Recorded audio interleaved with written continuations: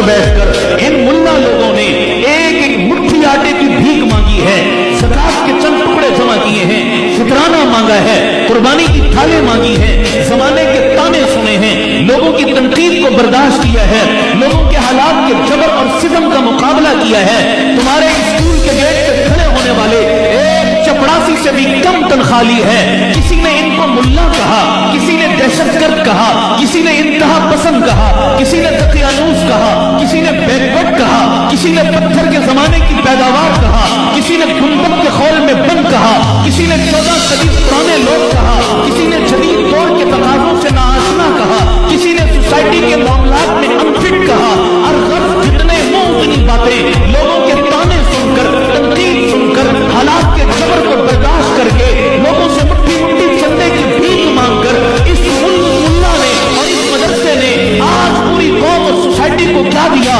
میں پوری جرأت اور ذمہ داری سے کہتا ہوں، اللہ کی قسم آج پورے معاشرے میں چیک کر لو،